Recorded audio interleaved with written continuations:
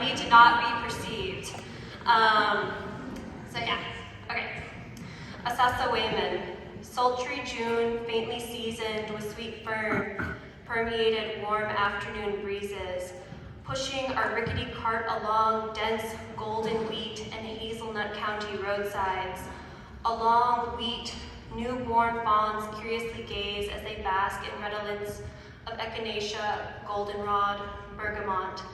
Within thickets of brush and fern, she lay red. Iron-colored chokecherries and ossified she laid red, swaddled in pink Valentine's patterned flannel, a quarter pack of soggy Marlboros she never smoked. Unopened Twizzlers, crushed, distorted in her back pocket.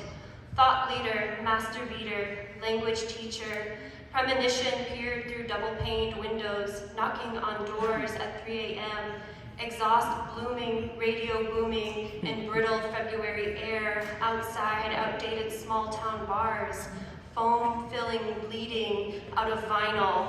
Premonition peered through strangers' cars' windows, offering a jump and smokes, stranded on the roadsides she never smoked.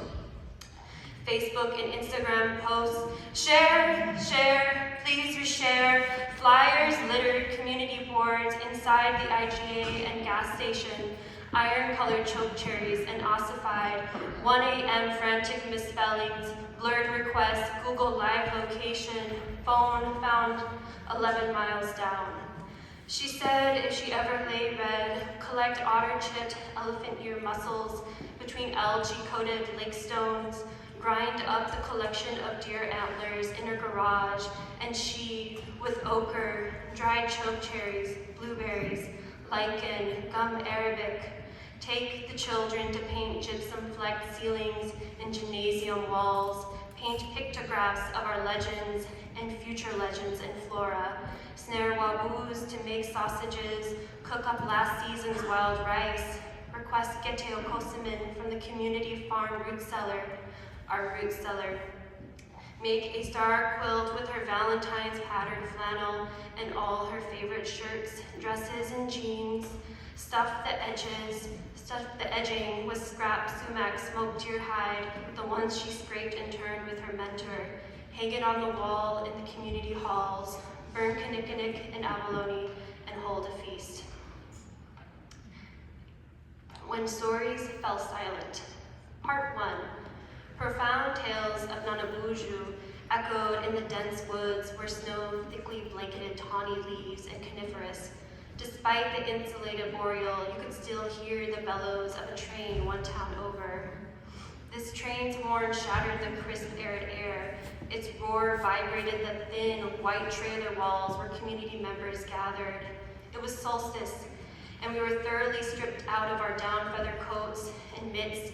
Pendleton frame quilts and flannel blankets rested on the back of the fold-out chairs, assuring us that extra insulation was nearby as we keenly listened to the orator narrate in Ojibwe Moan. I cautiously leaned over my soggy orange grease paper plate to take a bite out of my cousin's authentic Indian taco that was seasoned with great value original taco seasoning, the low sodium version. As the orator paused to quench their thirst, winter stories kept our homes and spirits warm. Winter stories can only be told when snow is on the ground. Part 2. Solstice is here and fog cloaks twilight. Light rain has been forecasted through Christmas Day, and the grass, eerily bright green, peeks through littered amber leaves. A light dusting of snow is scattered about the scenery. It smells like spring. I remain steadfast as I walk from my mother's trailer to my aunt's, whispering to the trees to take back their budding green, and to Gitchimanadu pleading for winter, a fierce winter reminiscent of 20 years ago when my downy pillowed body broke into a sweat, maneuvering through 4 feet of snow, a fierce winter when I inevitably released my clammy body into the powder. My hot breath melted the snow, and its steam coated my cheeks in dew.